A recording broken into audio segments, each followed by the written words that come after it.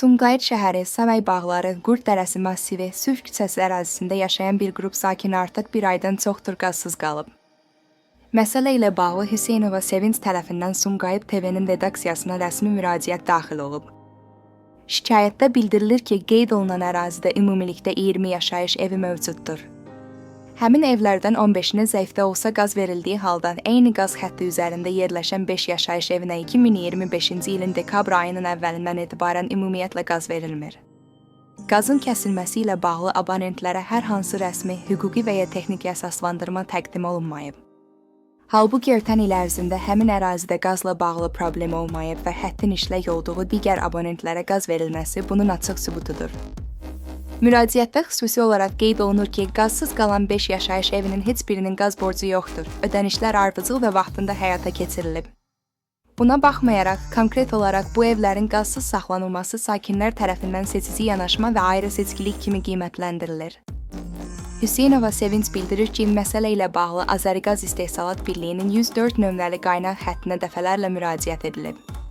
Hər müraciət zamanı qeydə alındı, nümayəndə baxacaq, qeyd aparılır kimi cavablar verilsə də real nəticə olmayıb.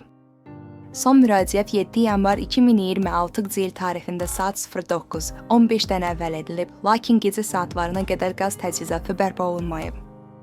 Şikayətçi vurğulayır ki, qazsız qalan evlərdə daimi yaşayış mövcuddur. Ağır xəstələr, o cümlədən infarkt keçirmiş şəxslər və azyaşlı uşaqlar var. Qış mövsümündə evlərin qızdırılmaması isə insan sağlamlığı və həyatı üçün real təhlükə yaradır. O da qeyd olunur ki, Hüseynova Sevinç dövlət işində çalışan şəxsdir və müəllim kimi fəaliyyət göstərir. Axşam saatlarında evə qayıtdıqda isə ən minimal yaşayış şəraitinin belə təmin olunmadığı bildirilir. Redaksiyamıza daxil olan müraciətdə qazın dərhal və daimi bərpa olunması, Azəriqaz əməkdaşlarının və 104 operatorlarının hərəkət və hərəkətsizliyinə hüquqi qiymət verilməsi, seçici şəkildə qaz verilməsinin səbəblərinin rəsmi və yazılı formada izah edilməsi, aşkar edilən qanunsuzluqlara görə məsul şəxslər barəsində tədbir görülməsi tələb olunur. Bildirilir ki, məsələ həllini tapmayacağı təqdirdə vətəndaş hüquqlarının bərpası üçün məhkəmə və digər yuxarı instansiyalara müraciət ediləcək. Sumqayıt TV məsələni diqqətdə saxlayır və Azəriqaz İstehsalat Birliyinə sorğu ünvanlamışıq.